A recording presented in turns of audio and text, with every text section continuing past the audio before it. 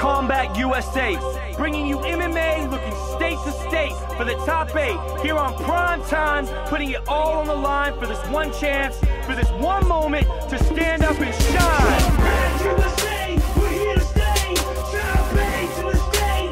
Let 'em say, bitch, train real hard. Mixed martial arts until they're pumping. No holds barred. Combat USA, we're here to stay. Top 8 to the state. Let 'em say, bitch, train real hard. Mixed martial arts until they're pumping. No holds barred. Got G's on the table. Best believe those that are able to stand and show their skill will grab your soul by the root and recruit to the chosen few.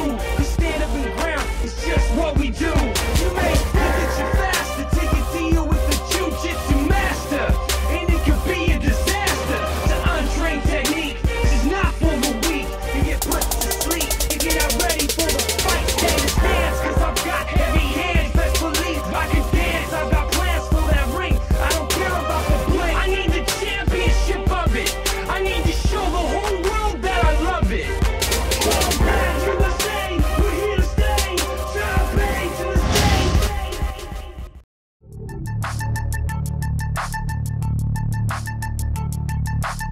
Welcome to Combat USA Fighting Championships. I'm your host, Adam Sandoval, and with me today, Mr. Phil Jackson.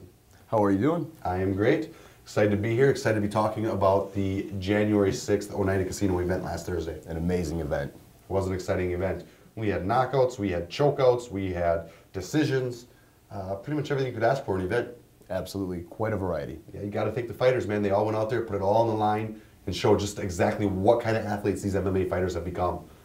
The boys most definitely left it all in the cage. They sure did. Let's talk about the undercard first. Now, the important thing here to remember is that there's amateur and professional level fighting. The glove regulations are a little bit different. The level of competition is definitely different. And it used to be a manager would just decide when his fighter was ready to turn pro, he could turn pro and start collecting the money. Now, with the state regulation, you have to have X amount of amateur fights before you're even allowed to turn pro. Certainly. So the important thing for these amateur fighters is to have a promotion they can fight on and compete on to get that experience to where they can turn pro and start making the money. Combat USA has decided we're going to allow 2 fights every event to allow some of these higher level amateur fighters get their couple fights they need so that they can turn pro and make it onto the big show with Combat USA.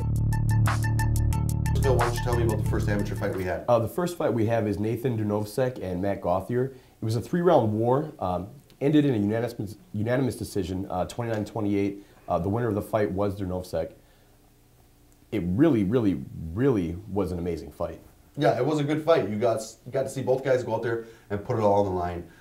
As a spectator, anytime I see 2 guys go to the decision, nobody lost. I mean, that's a win-win. As a fighter, obviously, you need that W in your column. Disappointing for Matt, but you know, he'll be back to fight another day, and it'll be good for him. He'll grow from it. The guy's a fighter. He's a scrapper. He likes to get in there and mix it up. It'll work out. The next fight we'd like to talk about is Banky versus Parson. Parson is one of these guys who's in phenomenal physical condition. The guy's lit up, he's swole, he's cut, he looks like a fighter. And Banky went in there and mixed it up with him and ended up choking him out. I think he left with a broken nose and some pretty serious damage in that fight. Banky was on top of Parsons in the full mount, dropping bombs. Yeah, he sure was. He was laying some serious leather. And I think Parson will be back to fight another day. I think he's a fighter through and through. And I think that'll come out in this. I think he'll grow from it as a fighter. Let's move on to talk about the undercard bracket. Now I'm sorry, not the undercard bracket, but the lower bracket. And that is something that a lot of you need to understand out there is the undercards are those amateur fights. Then we've got the lower bracket, which is still all professional fights, but these are professional fighters looking to secure a spot on the upper bracket next season. So these guys are fighting for a lot. Not only are they fighting for their paychecks, but they're fighting to be on that upper bracket and have a chance to win the big ring, the big paycheck, you know, all the good stuff. Trip to tap out, the title for that year.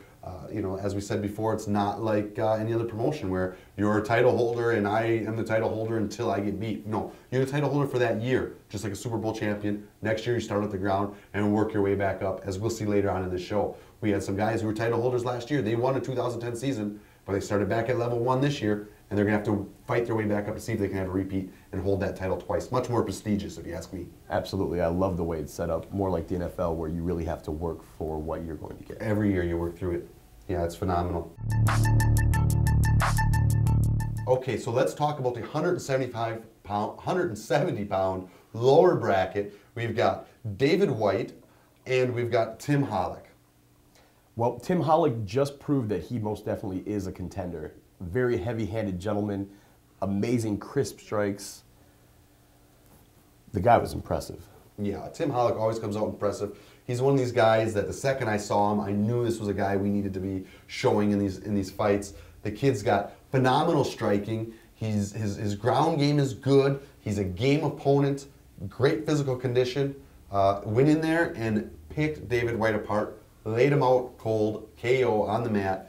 And David White is another one of those guys who is really good for the sport. He speaks well, he presents himself well, he does great. He got taken out early in the last season with a knee injury, and now early this season with a KO. Some bad luck for David White. I think he's going to have to go back to the drawing board and really evaluate where he's at and put in some good fights in order to get back up into the upper ranks here. And Tim Hollick is just climbing those ranks. I couldn't agree with you more. I mean, every fight you see this guy and he's laying down serious leather. He's one of those guys all you fans out there like to watch because he's going to get in your face and he's going to throw punches. And that's really what we want to see. That's what a lot of the fans want to see out there. Technical jiu-jitsu is phenomenal. I love it. But it's one of those things that you got to understand it to love it. Striking, you don't have to know a lot about it to say, wow, this is cool to watch this guy hit this other guy. And that's what you get out of Tim Hollick, some crisp, exciting striking. So Tim Hollick, moving on, if he wins his next fight, he secures a spot in the upper bracket for the 2012 season. The next fight is Tyler Hellenbrand and Jason Tunks, and that one was at 155 pounds. Well, it did seem as if Hellenbrand was actually controlling the fight the majority of the time. In my opinion, he took a pretty nasty shot to the eye. Yeah. Why don't you explain that?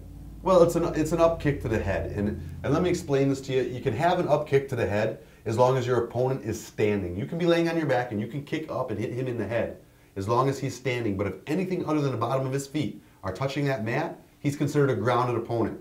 A grounded opponent you cannot kick in the head. You can kick him in the body, but you can't kick him in the head. In this situation, Tyler was on his knees, grounded opponent. Tunks up kicked him directly in the eye socket, some serious orbital socket damage there. I got to look at him later on after the fights were all done and the crowd had cleared out. I was talking to him, and some serious damage over his eye there. He definitely is a soldier, and if he could have gone on, he would have gone on, but I think the doctors called it disqualified Tunks, and Tyler Hellenbrand moves on, wins his next fight.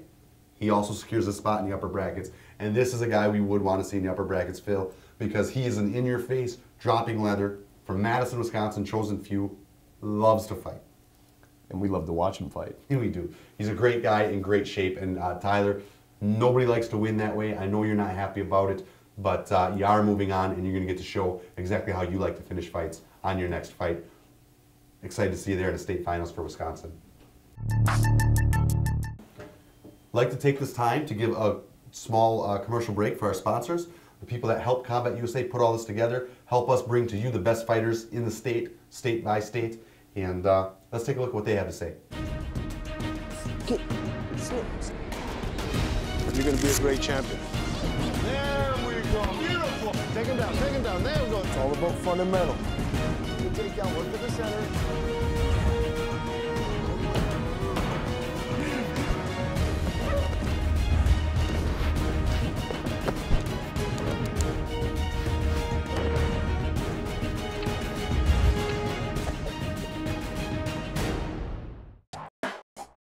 4-Ounce Fight Gear, official sponsor of Combat USA. Developed for the fighters, by the fighters. Engineered specifically for today's top MMA fighters. It's not what you want, it's what you need.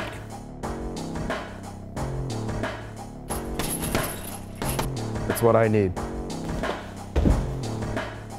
This is what I need. For more info, check us out at 4ouncefightgear.com. Bringing it 4 ounces at a time.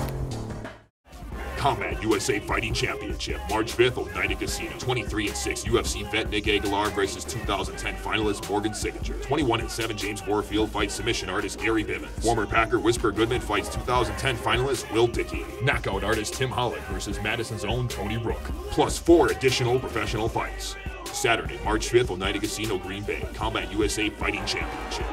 Visit CombatUSA.net or Facebook.com/CombatUSA. Get tickets at CombatUSA.net. Welcome back to Combat USA, where we are MMA. Now we are here and we're ready to talk about the upper bracket fights. These are the best fighters in the state at their weight, fighting for that #1 spot to represent Wisconsin. You know, you fight through, you get to the state finals, you win the state finals, you're the #1 pound-for-pound fighter in your weight class in the state of Wisconsin. Same thing happens in Illinois. Whoever wins Wisconsin fights whoever wins Illinois. Those two guys fight. We've got our champion. You take home $10,000. You take home a championship ring. We send you out to Tap Out to train with the Research and Development Center out there in Las Vegas. Phenomenal things. So these guys are fighting for everything out here. Absolutely.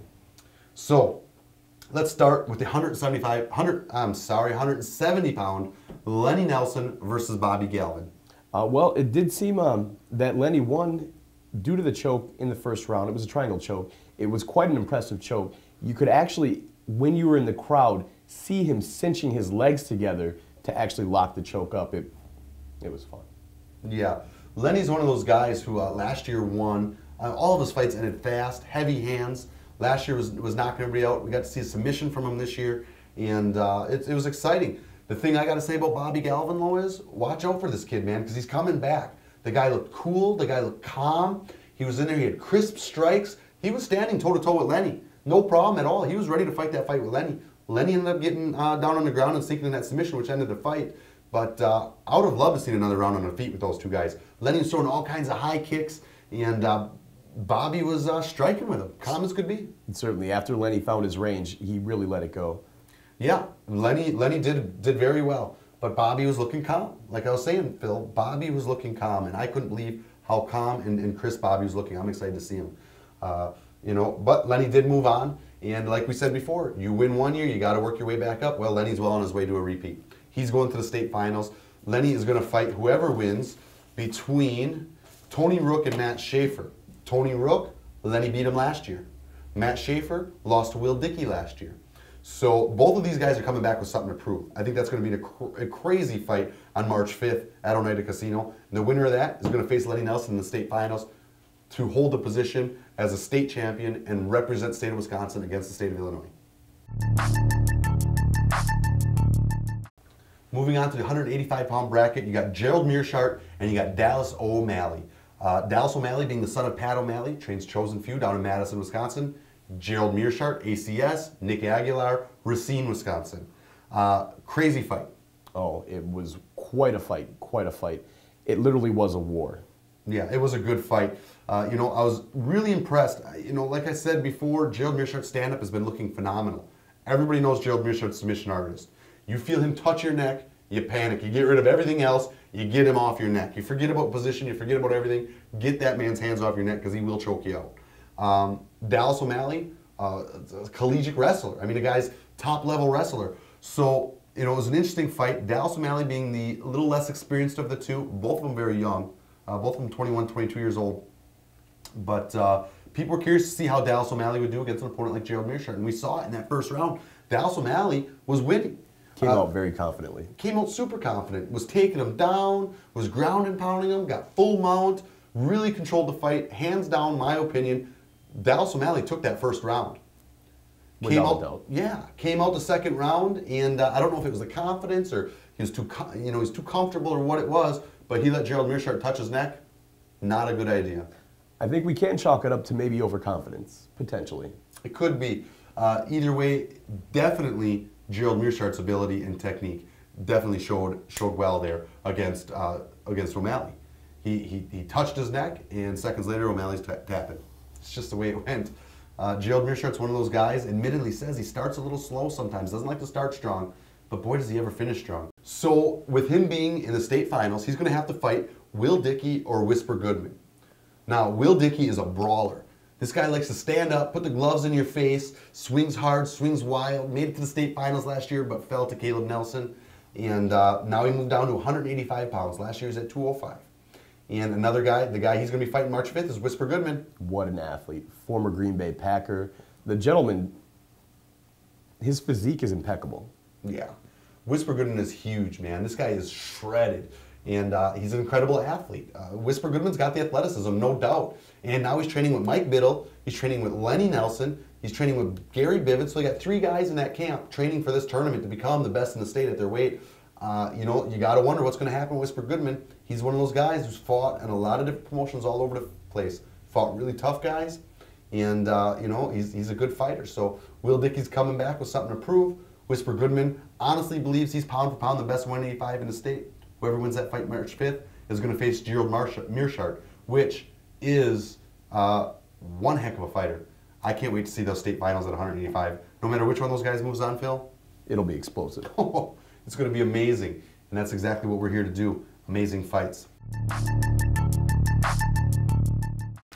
155-pound bracket, we had Rob Roy, Sharon Leggett, and Dennis Anderson. Sharon Leggett, ACS. Dennis Anderson, Chosen Few. I don't know what it was. We had ACS against Chosen Few this whole night. And again, ACS did come out on top. It was the Rob Roy, as he calls himself. WEC veteran, phenomenal submission artist. Went against the very game, 10-3 at the time, Dennis Anderson. You see how that fight ended? I did see how that fight ended, as a matter of fact. It did seem as if there was some sort of bad blood between Warfield and Leggett. I guess we'll have to watch the fights in the future to see how that worked itself out. That's right. Leggett is moving on to the state finals at 155 pounds. The winner of James Warfield and Gary Bivens will move on to fight him in the state finals. Now, James Warfield and Rob Roy are absolutely adamant about fighting each other. They hate each other. So I guess some words about family, et cetera, et cetera. Rob Royce kind of seems to have the ha-ha-ha type come on with it, and James Warfield is like, I want to get in there and absolutely destroy you. And we saw him fighting from inside and outside the cage. I don't know how much footage we got of it here, but we'll check it out. But that is going to be crazy. But back to the Dennis Anderson Leggett fight. Leggett picks Anderson up, slams him, and I'm talking about probably the baddest slam Combat USA has seen yet. Brought it with WC fashion, slams him. Anderson went out when he hit the mat. Well, Anderson actually had a choke sunk in when Rob Roy had picked him up. So it was really impressive how he reversed the choke and won the fight at the same time. Yeah. Slammed him down, he went out, jumped on top of him, woke him back up with punches, and the referee stopped the fight. Exciting footage here. I'm sure you guys are watching it right now, and it is good. Very excited to see either fighter, whether it's Bivens or Warfield, go to it with Leggett. Absolutely. Let's move on to the 145 pounds. Now here is a fight that ended very quickly. We had a 19-second knockout. It was Chris Bafura versus Josh Cassie, 145 pounds. What a head kick. It did seem as if Cassie really just wanted to find his range, figure his opponent out real quick, which it was really quick, and then it was over. If you blinked, you missed it. That is a fact, man. Cassie is one of those fighters who's scrappy. He loves to strike, loves to stand. Has never gotten that good, solid knockout before. But last Thursday, he took that knockout home with him. And I think he's pretty proud of it. And he should be. A guy like Chris Bafura. Chris Bafura is a tough, tough athlete. And, you know, he came in, he caught Josh with a solid right hand. I seen Josh step back, sucked up the punch well, then came back, answered it with what looked like he was going to come up with a knee, turned it into a head kick. Came across the neck of Bafura. Bafura goes down flat on the mat, and Cassie pounces on top of him. And that's the story, man. Cassie's on top of the cage. You can see Bafura getting up and looking back at Cassie as he's on top of the cage, you know, not really knowing what's going on. Very unfortunate for Bafura. But Josh Cassie, the 2010 champion, has moved on to the Wisconsin State Finals. Impressive. He's going to have his hands full, though, because he's going to have to fight the winner of Nick Aguilar and Morgan Sickinger. Nick Aguilar, Bodog vet, a UFC vet. Nick Aguilar, 23-6 record. No joke. No joke at all. And fighting Morgan Sickinger. Morgan Sickinger is a phenomenal submission artist. We saw it. We saw it last year. He had great submissions with the distance with the champion Javier Vega at 145 pounds last year. Morgan will not give up. He'll fight. And Nick Aguilar has the experience to give him the fight. It's going to be interesting. I'm looking forward to that one as well. How do you think Josh Casillo stack up against, let's say, a Nick Aguilar or Morgan Sickinger at 145 pounds, being that he was a 135-pound champion last year? Well, Casillo should be a lot more balanced with the weight cut that he doesn't actually have to do this time around. I'm sure he's still cutting some sort of weight, but he'll be a lot more comfortable in his own skin. Yeah, well, that's the way Josh likes to put it. He likes to say that he's more comfortable at 145. I myself think the lighter weight class you can get in, the better. But without there being a 135-pound bracket, Josh got a taste of that big money and that celebrity feel winning last year. He wants to come back for it again this year. He says, let's do it at 145 if that's what we got to do. You got to love that. Josh is one of those kids that doesn't fight for any reason other than he loves to fight. Stay tuned for more Combat USA Fighting Championship along with the Technique of the Week. See you shortly. You're going to be a great champion. There we go. Beautiful. Take him down. Take him down. There we go. It's all about fundamental. Good takedown. Work to the center.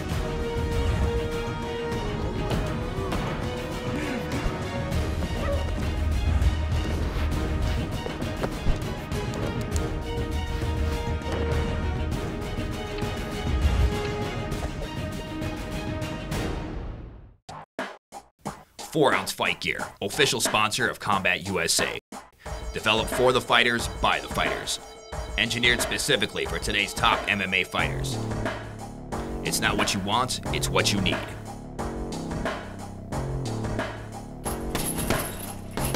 It's what I need. This is what I need. For more info, check us out at 4ouncefightgear.com. Bringing it 4 ounces at a time.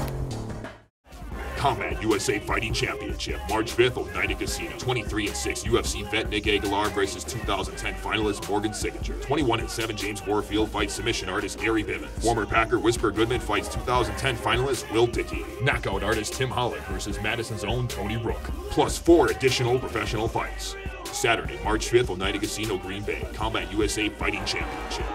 Visit CombatUSA.net or Facebook.com/CombatUSA. Get tickets at CombatUSA.net. Welcome back to Combat USA, where we are MMA.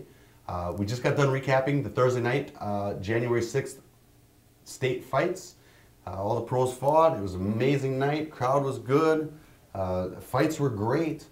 You got to thank all the fighters out there for giving it their all and putting on the show for us that they do. So much energy. So much energy. Absolutely.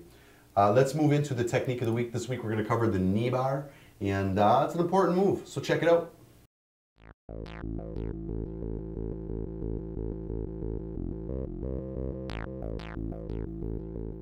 Hi, I'm John White Trash Friedland from Neutral Ground Academy in Milwaukee, Wisconsin.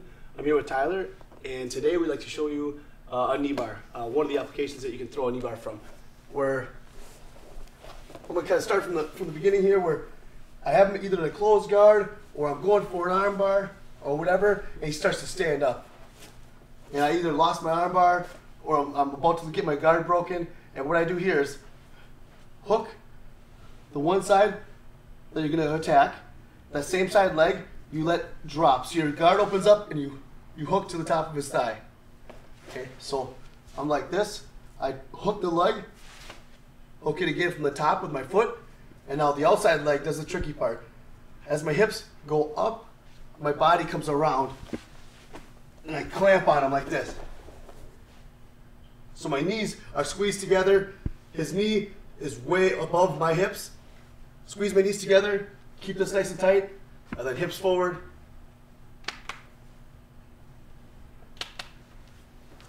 For a basic knee bar from him standing over my guard. And again, there's a million different places to get that from, but that's kind of a tricky place to get it when they first stand up and they still feel secure like they're in your guard. Just nail it right away. Welcome back. That's it for today. Had a great time reviewing the January 6th fights. Amazing. They were great fights.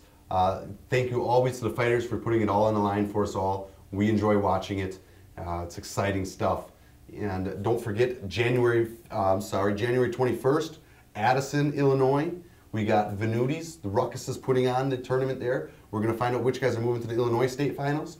And also March 5th, we'll be back in Green Bay at Oneida Casino. Going to see which guys finish up the state finals for Wisconsin. We're going to find out who's better, Wisconsin or Illinois. It's coming. So again, as always, I'm your host, Adam Sandoval, and with me today, Mr. Phil Jackson. Thanks for having me. Hey, happy to have you. And don't forget, you can check us out on Facebook. It's Combat USA on Facebook. That's facebook.com/Combat USA. You can also check us out at combatusa.net. You can also check out all the full footage on Time Warner Cable. You can get it on demand. It's free. Check it out. You can watch this fight start to finish. You can tell Phil and I how completely off we were on how all these fights went down. But until then, I'll see you next time. We are Combat USA. We are MMA, and we're here to stay. Combat USA, bringing you MMA, looking state to state for the top 8 here on Prime Time, putting it all on the line for this one chance, for this one moment to stand up and shine.